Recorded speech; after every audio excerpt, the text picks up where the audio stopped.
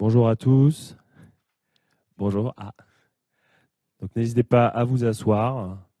Donc la conférence va commencer dans quelques minutes. On va juste attendre les déplacements.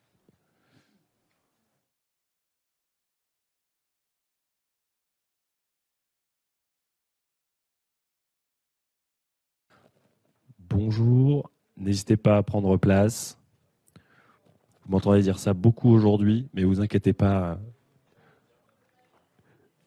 Bonjour.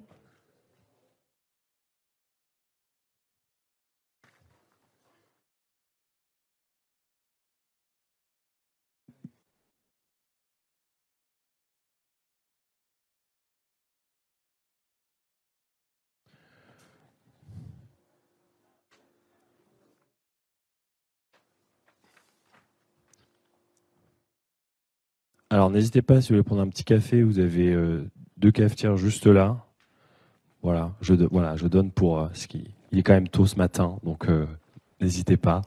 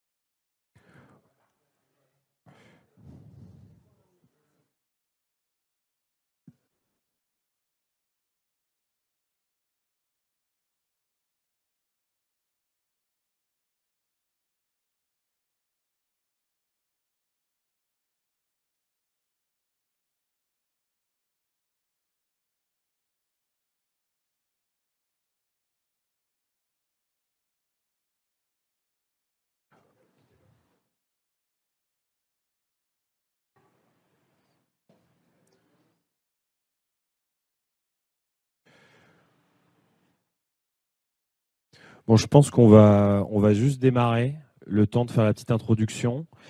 Du coup, je me présente, Jean-Baptiste Latouche, donc je suis consultant et expert en data IA et chez OnePoint, et je serai votre maître de cérémonie ici à l'atelier aujourd'hui, durant cette deuxième édition du coup du sommet de la data et de l'IA.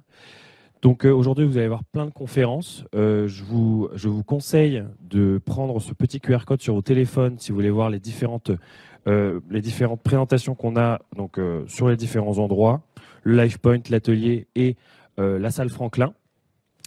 Et pour démarrer, du coup, on aura une première conférence donc, au LivePoint, je vous le dis juste au cas où, sur les data trends et les data issues, comme on a pu en parler Gontran. Et en haut, donc dans la salle Franklin, au 5e étage, donc une conférence sur le CRM et comment améliorer l'efficacité de vos actions marketing. Donc sans plus attendre, on va accueillir du coup Aurélien Rodriguez et Sylvain Marty pour la première conférence qui est How to Become a Llama Breeder. Et j'espère que ça vous plaira. Voilà.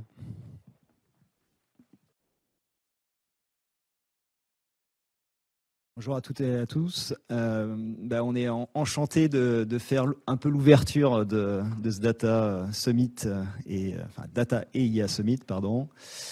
Je voulais remercier Aurélien et Meta d'avoir accepté de venir parmi nous pour aller un peu dans les coulisses d'un des plus grands laboratoires de recherche en IA au monde. Et puis d'aller à la découverte des modèles Llama. Donc, Je vais laisser la parole à Aurélien qui va effectivement nous dérouler tout ça. Et puis, j'espère qu'il y aura plein de questions de l'Assemblée à la suite de cette petite conférence. Merci à tous. Bonjour. Déjà,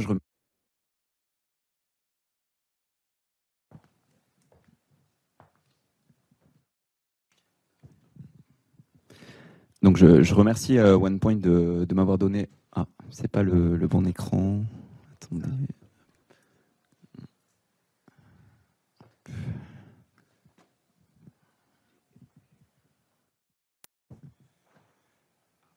Ok. Donc je remercie OnePoint de m'avoir invité pour parler un petit peu de ce qu'on fait à Meta du côté de Generative AI. Je vais surtout vous parler de texte ce matin et je dois avouer que je ne savais pas trop exactement à quel genre de public j'aurais affaire, ni même ce qui vous intéresserait. Donc j'ai décidé un petit peu de parler de mon expérience personnelle à Meta et comment je suis devenu dresseur de lama à Meta. Et l'idée de mon exposé, c'est deux choses. C'est de vous expliquer pourquoi ça pourrait vous intéresser, vous aussi, de devenir dresseur de lama. Et pourquoi, qu'est-ce que vous pouvez faire avec lama sur vos propres terrains de jeu. Donc,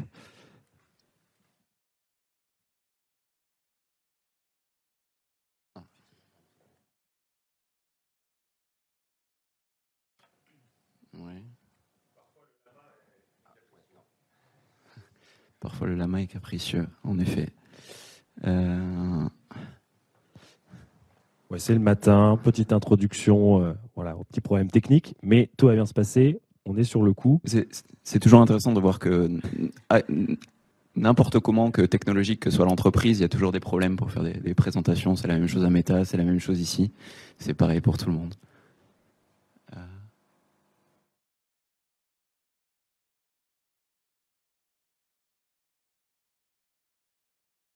la bonne. Hop, hop, hop.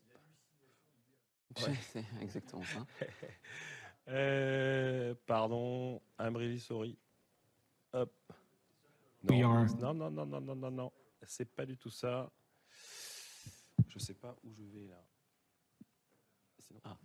Est-ce que à la régie vous pouvez passer à l'HDMI directement? Le bon. Ouais. C'est bon. Là, super. Bon. Donc, là, du coup, passe limite avec tes au cas où, on sait jamais. Ok. Comment? Ouais.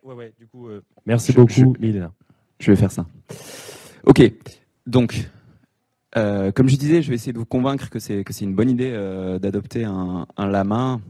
Et du coup, bien sûr, quand je parle de lama, je parle du modèle lama de Meta, donc le modèle open source, le modèle fondationnel, qui est sorti donc dans la version lama 2 en juillet dernier et qui est derrière tout un tas de produits à Meta. Il faut savoir que lama à Meta, c'est un peu comme un iceberg, d'accord. Il y a une phase visible que peut-être certains d'entre vous, ou en tout cas beaucoup d'entre vous connaissent, qui sont les products qui sont associés à lama, que ce soit les AI agents, MetaGen, les stickers, les AI stickers. Bien sûr, comme c'est un projet open source, on reviendra dessus après. Ça a été complètement saisi par la communauté. On parle de plus de 100 millions de téléchargements uniques pour l'un des modèles Lama 2 sur l'année 2023. 3500 projets, énormément de projets connexes de la part de la communauté open source. Certains absolument incroyables. Et du coup, mais il y a aussi toute une phase immergée de l'iceberg qui est l'utilisation en interne, l'utilisation sur des cas d'usage qui sont invisibles. Et notamment, je vais essayer de vous convaincre que beaucoup de cas d'usage des LLM sont absolument invisibles. Et c'est probablement là-dessus que la création de valeur est la plus importante.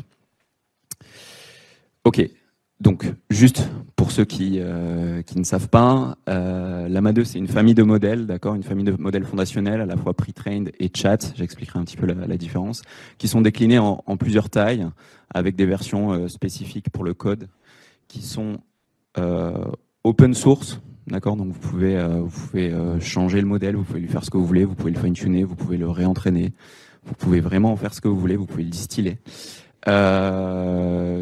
qui est gratuit, qui sont des modèles fondationnels, donc polyvalents, d'accord. Vous pouvez vraiment les utiliser comme base à d'autres projets qui sont pas du tout, centrés sur du LLM. En fait, vous pouvez traîner des classifiers par-dessus. Vous avez vraiment tout un choix d'utilisation, et c'est des modèles qui ont été particulièrement sécurisés d'un point de vue safety. Parfois peut-être un peu trop. On a eu pas mal de retours là-dessus. Et en particulier qui respectent notre commitment de responsible AI. Voilà, je ne vais pas vous rentrer dans les détails. Je pense qu'on est tous extrêmement soucieux de faire de l'IA éthique et ouverte et inclusive et harmless. En particulier, on a été extrêmement soucieux de ce point de vue-là sur la main, et c'est même pas du tout quelque chose qui est limité à la main, d'accord. Meta est un acteur de l'IA open source depuis pas mal de temps. Je pense que la plupart d'entre vous doivent connaître, voire utiliser PyTorch, qui est vraiment notre plus gros succès d'un point de vue IA open source, et qui est vraiment utilisé par la recherche, par les entreprises, par les corporates, par un peu tout le monde.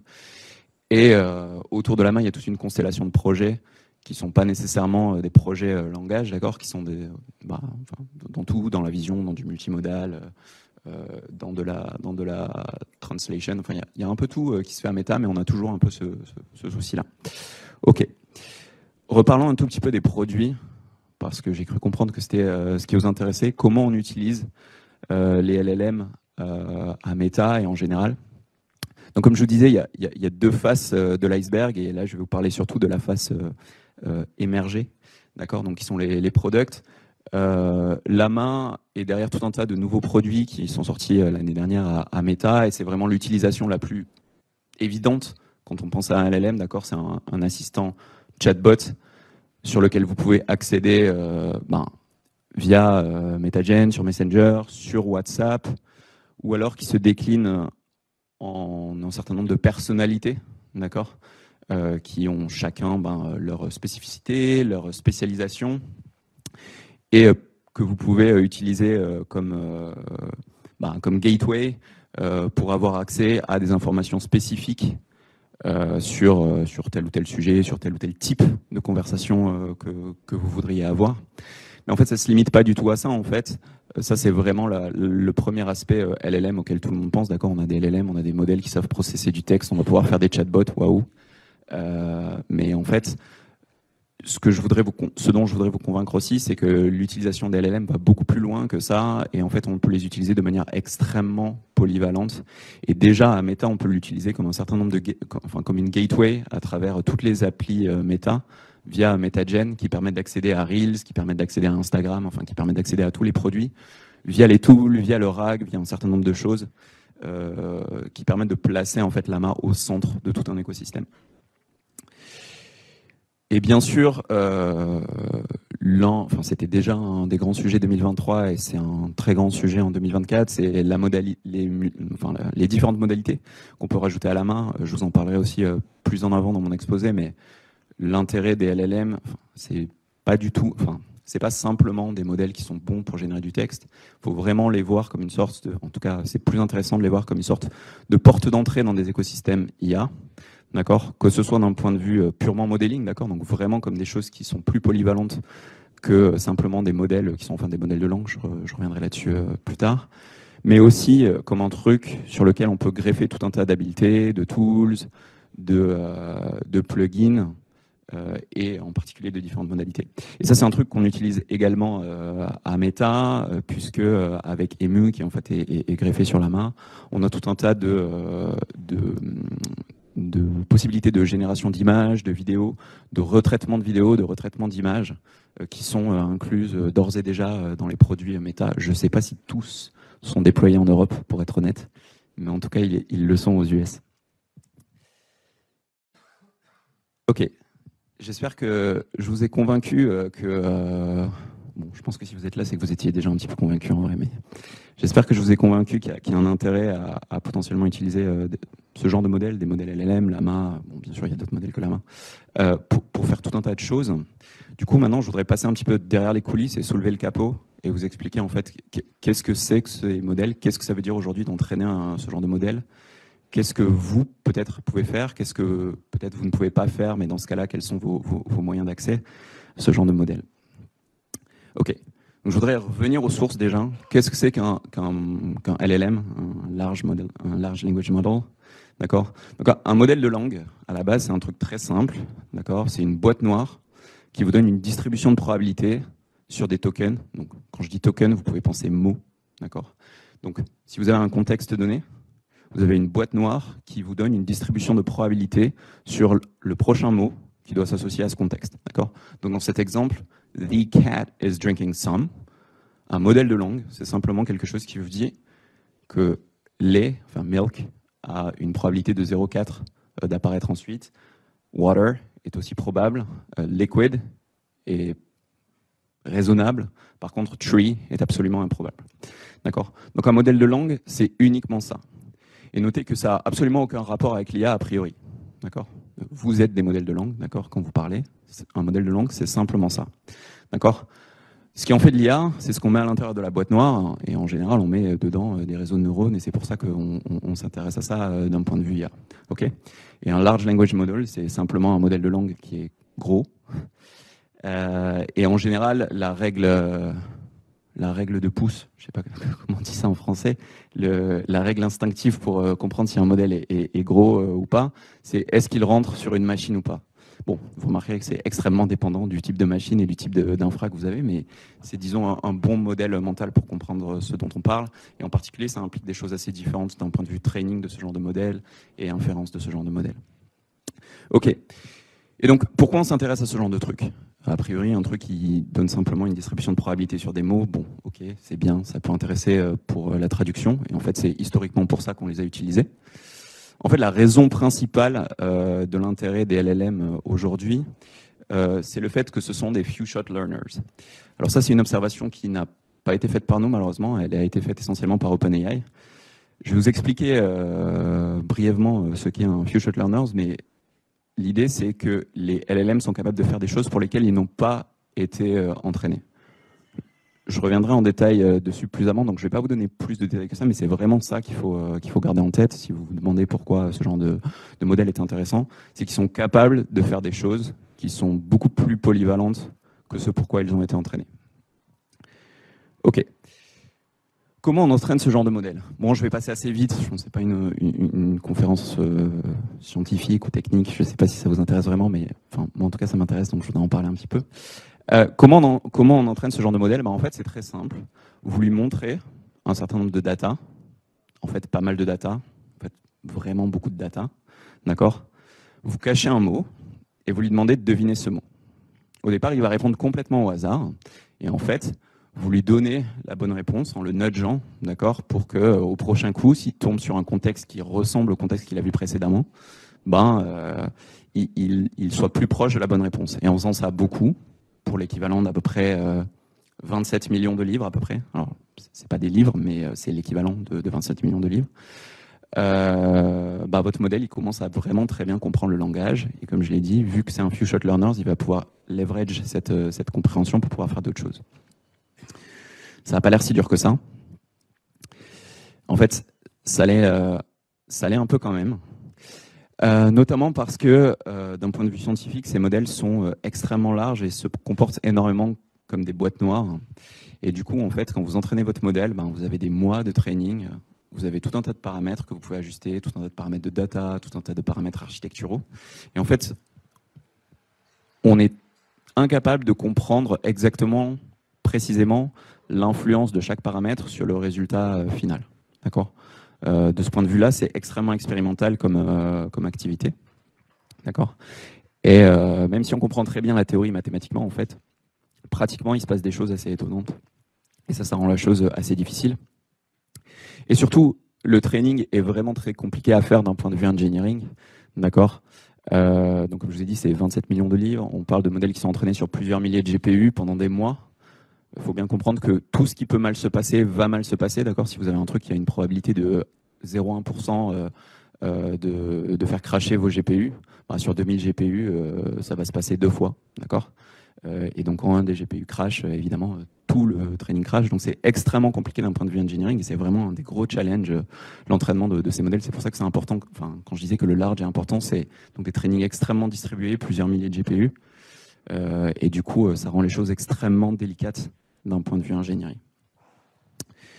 Ok, donc vous avez entraîné votre modèle, d'accord? Votre modèle, il est capable de produire une distribution de probabilité sur des tokens. Cool. Mais c'est pas ce que vous voulez, vous, en général. Ce que vous voulez, c'est un modèle qui soit capable de discuter avec vous, qui soit capable d'interagir comme un être humain. C'est un modèle chat, d'accord, qui parle comme parlerait un être humain. À votre avis, comment on fait pour passer d'un modèle qui soit capable de prédire une distribution de probabilité à un modèle qui soit capable d'interagir avec un être humain d'une manière qui ressemble à celle d'un être humain? Je ne sais pas si vous avez une idée, mais la réponse, c'est qu'on ne fait rien. Enfin, quasiment rien. En tout cas, par rapport au pre-training. Et l'idée, c'est exactement ce que je vous disais tout à l'heure. Hein. C'est que ces modèles-là sont des few-shot learners. Qu'est-ce que ça veut dire que c'est des few-shot learners? Ça veut dire que si vous lui montrez un exemple de tâche qu'il n'a jamais vu, rappelez-vous, votre modèle, il est uniquement capable de prédire une distribution de probabilité sur des mots. Okay, donc, si vous lui montrez ce contexte-là, cette phrase incomplète, ce prompt, d'accord. Exemple 1, car is voiture. Exemple 2, cat is chat. Exemple 3, dog is. Il est extrêmement probable que cette phrase, il ne l'ait jamais vue, d'accord, même s'il a été entraîné sur tout Internet. Bon, maintenant, si, parce qu'elle y est. Mais quand il a été entraîné, le modèle n'a jamais vu cette phrase. Et pourtant, il est capable de comprendre, d'inférer, d'après le contexte, que la réponse est chien, ce qui est en effet la bonne réponse. Et du coup, si vous montrez à votre modèle suffisamment d'exemples, parfois même 0 exemple, de la tâche que vous voulez faire, more often than not, il est capable de comprendre ce que vous voulez faire et de le faire pour vous. D'accord? Mais ce n'est pas encore tout à fait suffisant. Quand vous voulez parler à votre modèle de langue, quand vous parlez à ChatGPT, vous ne voulez pas passer 20 minutes à intégrer des exemples de choses que vous voulez dans le contexte. Donc ça, on doit le faire pour vous. Et comment on fait ça? Essentiellement à travers cette loupe. Vous en avez probablement beaucoup entendu parler, c'était un peu le sujet de l'année 2023, le RLHF. Donc, ça passe par deux méthodes sur lesquelles je vais passer assez rapidement, qui sont le RLHF et le Supervised Fine-Tuning, qui se déclinent aussi, eux, en plein de méthodes.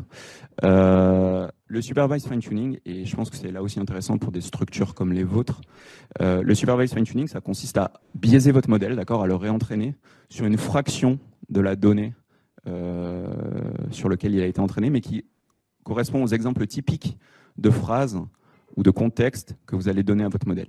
Et typiquement, je vous disais que le modèle, donc je l'ai écrit dans la slide avant, il a vu 2 trillions de tokens, donc 2000 milliards de tokens en français, ce qui correspond à peu près à 27 millions de livres. Pour le fine-tuning, on a simplement besoin de à peu près 0,1% de la data du pre-training.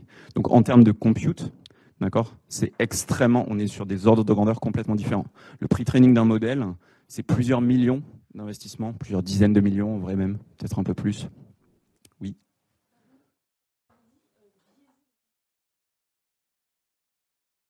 Non, pas du tout. Alors, biaiser, c'est au sens statistique, c'est-à-dire que, en fait, quand vous avez un corpus de data, vous avez une certaine distribution sur la data. D'accord ? Si vous regardez sur Internet, etc., vous avez une distribution de cette donnée, ou qu'on peut considérer comme la distribution de la donnée sur Internet, d'accord ? Même si vous samplez parmi ça.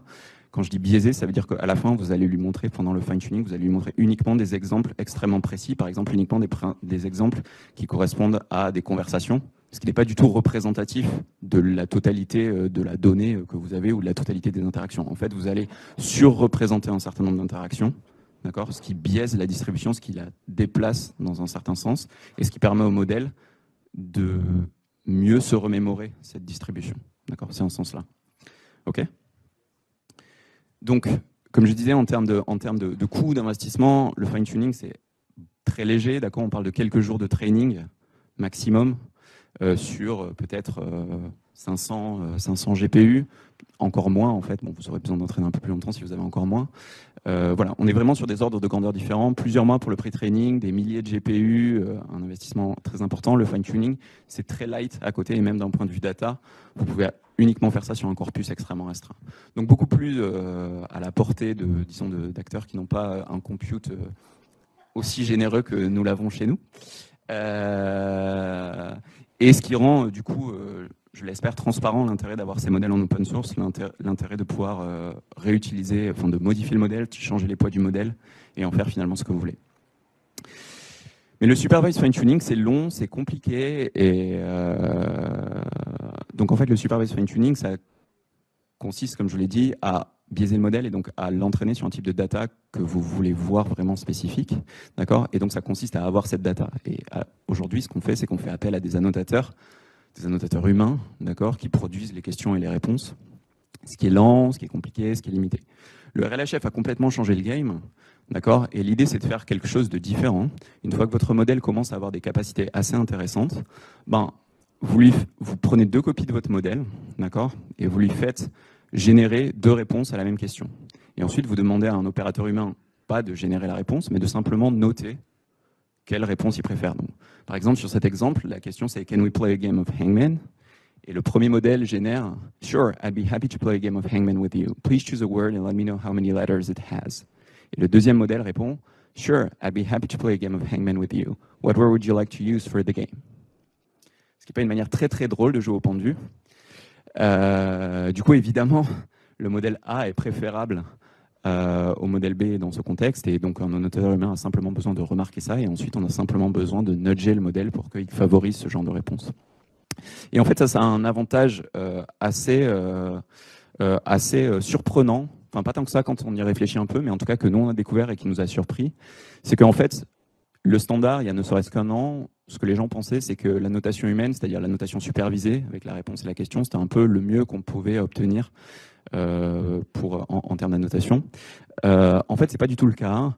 C'est pas du tout le cas. Le RLHF permet de dépasser les performances de la notation supervisée, notamment parce qu'en fait, il y a ce phénomène assez simple à comprendre, c'est que si je vous demande par exemple, je sais pas, d'écrire un haïku sur le printemps, d'accord ?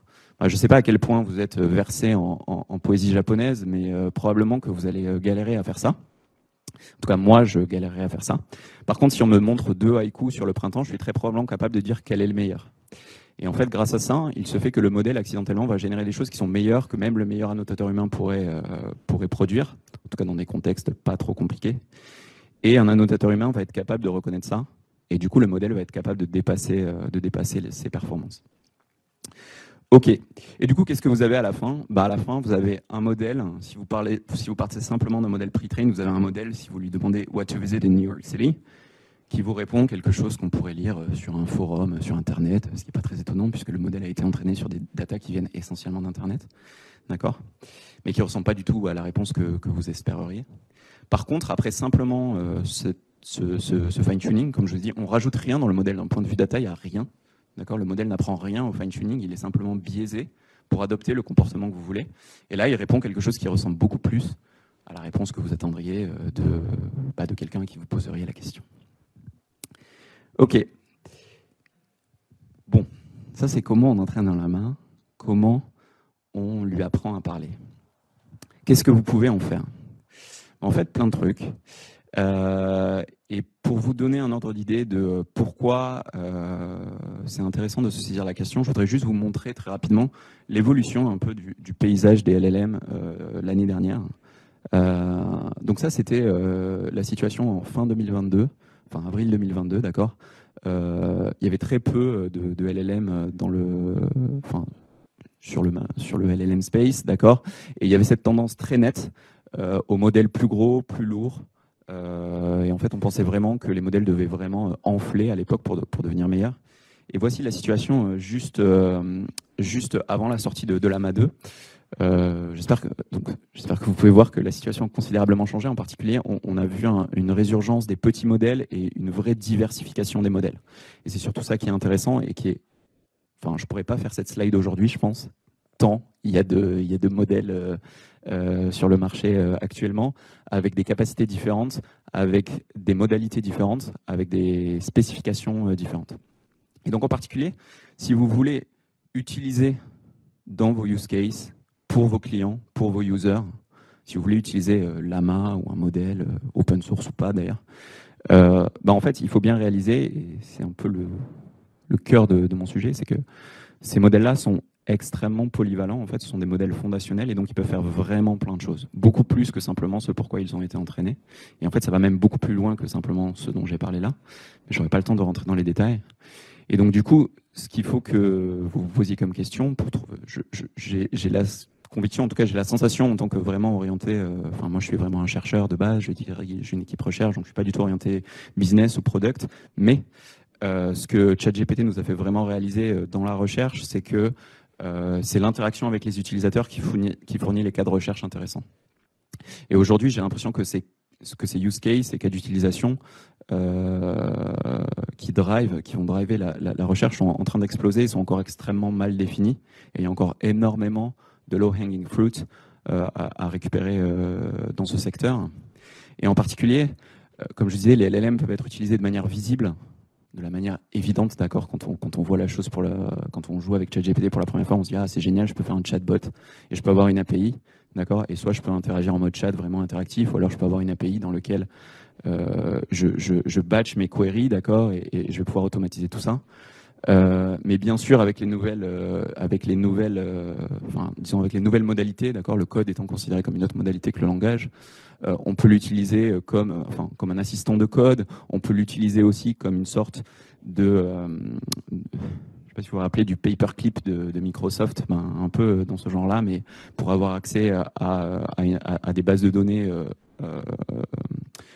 spécifiques, d'accord, que vous voulez explorer. Par exemple, à Meta, on utilisait la main pour remplacer, en tout cas comme porte d'accès dans un certain nombre de wikis, d'accord, et c'est un outil extrêmement puissant pour aller récupérer de l'information, d'accord, pour aller récupérer de l'information plus que pour la générer.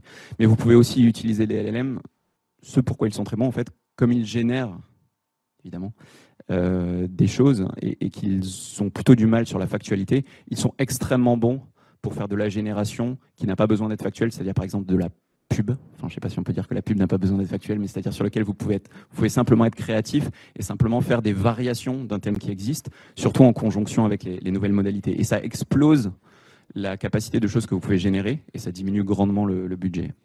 Mais vous pouvez aussi les utiliser de manière invisible et c'est surtout là en fait où ils sont vraiment en train de briller, je pense.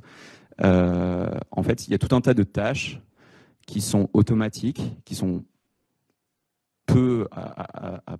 à faible valeur ajoutée et qui sont en général faites par des humains parce qu'elles sont compliquées, mais elles peuvent être avantageusement remplacées par des LLM qui vont automatiser la chose, alors qu'ils ne vont pas faire la chose de manière parfaite, mais qui par contre vont vous faire des gains énormes en termes de productivité et en termes de coûts. Vous pouvez l'utiliser comme un tool qui permet d'accéder à d'autres contenus, à d'autres contextes d'IA. Et enfin, et ce sera ma dernière ouverture, vous pouvez l'utiliser, c'est ce qu'on fait beaucoup et c'est ce que les gens réalisent peut-être pas encore très bien, c'est qu'on utilise beaucoup les LLM pour booster d'autres modèles d'IA qui peuvent être eux-mêmes des LLM, notamment pour faire de la génération de data. C'est extrêmement utilisé pour faire de la génération de data, pour faire du scoring, pour faire de l'annotation. Et en particulier, les LLM se sont vraiment très bien illustrés en tant que classifier. Là, je parle vraiment pour les gens qui mettent les mains dans le cambouis. Les LLM sont d'excellents classifiers et en fait, on peut réentraîner des classifiers, mais même utiliser déjà des LLM off the rack comme GPT-4, comme Llama 2, comme de très bons classifiers. Donc il y a vraiment tout un tas de choses que vous pouvez faire avec. Et ce qui, je pense, va aussi faire l'intérêt de l'année 2024 sur le sujet, c'est que comme il commence à être vraiment assez prévalent et assez facile d'utilisation, on va décliner les cas d'usage dans des cas extrêmement différents. Et en particulier, vous allez avoir des contraintes si vous voulez hoster votre LLM on-device, si vous voulez au contraire avoir un LLM sur serveur, si vous voulez l'avoir on-prem sur de la data extrêmement sensible, ou au contraire, si vous avez des volontés de tout ouvrir. Et ça en particulier, ça va demander des choses assez différentes sur les LLM. Par exemple, si vous avez des LLM on-device, ils doivent être extrêmement légers, extrêmement réactifs, et vous avez un coût d'inférence qui doit être très faible et des modèles qui doivent être très rapides. Ça implique des modèles complètement différents que si vous avez des gros modèles sur serveur, sur 400 milliards de paramètres, d'accord, et pour lesquels vous avez 10 secondes pour avoir. Bon, 10 secondes, c'est peut-être un peu long, mais disons 10 millisecondes pour avoir une réponse à votre query. Et pour ça, je fais un peu de pub pour Meta. Vous pouvez utiliser bien évidemment la main. La main est déclinable sous tout un tas de formats, de très petits, enfin très petits. 7 milliards. 7 milliards, ça tient sur un GPU, un bon GPU, mais un GPU quand même. 70 milliards, non. Vous avez des versions code, vous avez des versions fine-tune, vous avez des versions pre-train only. Vous pouvez les modifier, vous pouvez en faire tout un tas de choses. Ok, juste un dernier mot et je m'arrêterai là. Comme je vous ai dit, qu'est-ce qui se passe maintenant? Maintenant, en fait, le texte n'est pas résolu, loin s'en faut, mais ce à quoi on s'intéresse maintenant, c'est comment on peut faire interagir des LLM avec d'autres systèmes.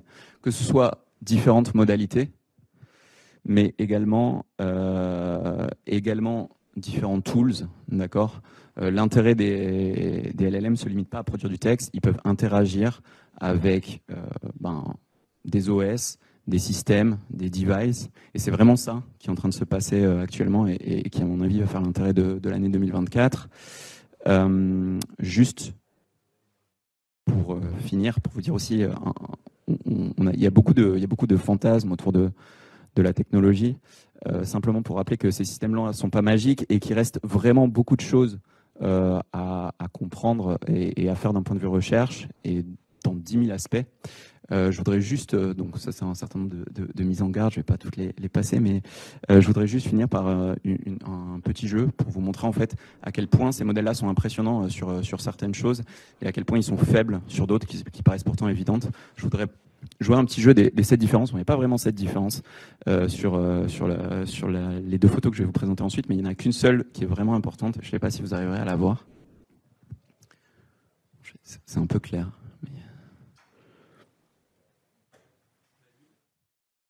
Non.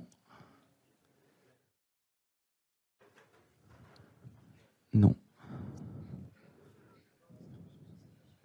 Oui, c'est ça. Donc la différence qui est vraiment importante, c'est le prompt.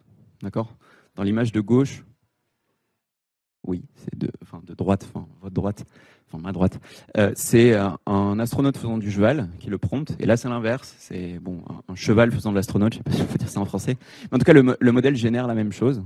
D'accord ? Ce qui est vraiment problématique. D'accord, si vous demandez à un enfant de dessiner un astronaute faisant du cheval, il vous produira probablement pas quelque chose d'aussi joli que ça. D'accord. Par contre, si vous lui demandez de faire un cheval faisant de l'astronaute, il n'y a aucune chance qu'il vous produise ça. D'accord. Et ça, c'est vraiment un problème. D'accord. Ce genre de, il y a énormément de problèmes de reasoning et de choses extrêmement simples que ce genre de modèle n'arrive pas à faire et sur lequel, en tout cas, nous, on va travailler cette année. Voilà, je vous remercie. Alors, merci beaucoup Aurélien. Est-ce qu'on a des questions dans la salle ? Oui.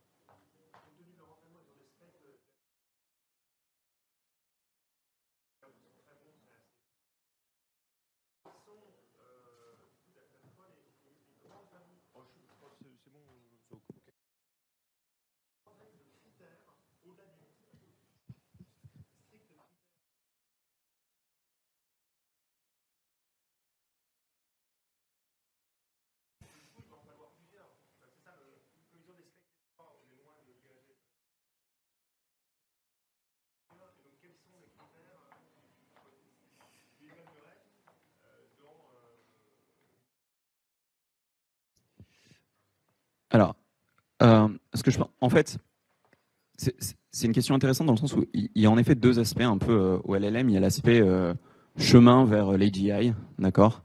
Et sur ça, les gros modèles sont bons. Ça, c'est clair. Les gros modèles comme le 70 milliards pour Llama 2, évidemment GPT-4, Mistral Large, sont des modèles qui sont, entre guillemets, bons à tout, ou en tout cas potentiellement bons pour tout. Ça, c'est une grosse différence aussi, c'est que les modèles, en fait, les modèles pre-trained, c'est vraiment là où le knowledge est infusé dans le modèle. Et en fait, quand vous faites du fine-tuning, comme je disais, vous biaisez uniquement votre modèle, c'est-à-dire que vous allez faire ressortir ce qu'il sait déjà, entre guillemets. Mais s'il ne le sait pas, vous n'aurez aucun moyen de le mettre dedans. D'accord ? Donc, si vous avez accès à des gros modèles, ces modèles-là sont quand même assez polyvalents. Par contre, en fonction du use case, vous pouvez avoir besoin d'utiliser un modèle plus petit, ne serait-ce que pour des questions de coût, de hosting, etc. Et là, en effet, les petits modèles, les modèles plus spécialisés sont extrêmement riches, extrêmement diversifiés, disons, et ne sont pas du tout polyvalents. Donc exactement ce que tu disais. Et là, en fait, les critères dépendent vraiment du cas d'usage. C'est ce que j'essayais d'esquisser un peu sur la slide, sur quelques slides auparavant. Ça dépend vraiment beaucoup du cas d'usage. Est-ce que la contrainte, c'est le temps d'inférence, d'accord? Est-ce qu'on a vraiment besoin d'un modèle très réactif? Ça peut être une contrainte importante. Dans ce cas-là, quels sont les modèles qui sont les plus petits, les plus light possibles? Est-ce que le modèle a besoin d'être on-device? Est-ce que le modèle a besoin d'être un modèle qui a vraiment, dont le but est vraiment d'accéder au contenu ou à un contenu qui est stocké même ailleurs, mais en tout cas dont le but est de faire ressortir du knowledge? Et dans ce cas-là, en fait, on n'a pas besoin de modèle fine-tune, on peut se contenter d'un modèle pre-train avec un certain nombre de processing qui est assez évident. Est-ce que ce modèle-là doit être visible ou invisible? Est-ce qu'il est user-facing? Est-ce qu'il est client-facing? Dans ce cas-là, il vaut mieux avoir un modèle chat. S'il ne l'est pas, par exemple, pour des tâches d'automatisation, d'accord, on peut imaginer un exemple assez simple. Enfin, ce genre de modèle est très utilisé, par exemple, pour faire du résumé. D'accord. Je pense que vous avez, j'imagine, tous vu ce mème où quelqu'un utilise ChatGPT pour résumer un mail. Enfin non, il fait quelques bullet points qu'il transforme en mail, qu'il envoie à quelqu'un, qui le résume avec ChatGPT pour juste avoir quelques bullet points. Bon, ça, c'est des trucs que vous pouvez faire vraiment sous le radar pour faire des réunions, par exemple, je dis des exemples au hasard, mais vous aurez compris que je suis pas product. Pour faire des résumés de réunions, ce genre de choses, les modèles sont très bons, mais d'accord, mais sur ça, c'est vraiment, et ça, vous n'avez pas besoin que votre modèle soit rapide, ni même qu'il soit léger, si vous avez des serveurs assez importants, et vous n'avez pas non plus besoin que votre modèle soit fine-tune. Donc ça dépend vraiment de votre cas d'usage, et en fait, alors je ne l'ai pas fait, mais vous pouvez faire une sorte de diagramme en arbre et vous poser des questions. Est-ce que vous voulez que votre modèle soit visible, entre guillemets, invisible? Est-ce que vous voulez que votre modèle soit rapide à l'inférence? Est-ce que vous voulez que votre modèle ait du knowledge? Est-ce que vous voulez réentraîner votre modèle sur de la data spécifique? Est-ce que cette data est sensitive? Est-ce qu'elle n'est pas sensitive? Est-ce qu'il y a un risque régulatoire? Et en faisant ça, en fait, très vite, vous allez arriver sur le ou les modèles qui sont importants pour vous, en fait. Alors, on a le temps pour une deuxième question. Oui. Finalement, on a l'impression que ça peut tout faire. Donc, ma question serait, qu'est-ce que l'intelligence artificielle ne pourra pas faire, même à 5 ou 10 ans? Alors, c'est une bonne question. J'espère ne pas vous avoir donné l'illusion que ça peut tout faire, parce que justement, c'est vraiment loin de pouvoir tout faire. Ça peut faire beaucoup de choses, mais il y a aussi beaucoup de choses que ça fait très mal. D'accord. Donc ça c'est une première remarque. La deuxième, c'est qu'est-ce que l'IA ne pourra pas faire d'ici 5 ou 10 ans? Je ne sais pas, très honnêtement. C'est extrêmement hasardeux de se livrer à ce genre de prophétie maintenant, surtout que ça évolue extrêmement vite. Je ne fais pas partie des gens qui pensent que l'AGI est sur le point d'émerger. Je pense qu'on a encore du temps, notamment parce que je les vois de très près, ces modèles. Je sais ce qu'ils font très mal, parce que je bosse beaucoup dessus. Et en fait, ils sont très très faibles sur tout un tas de choses.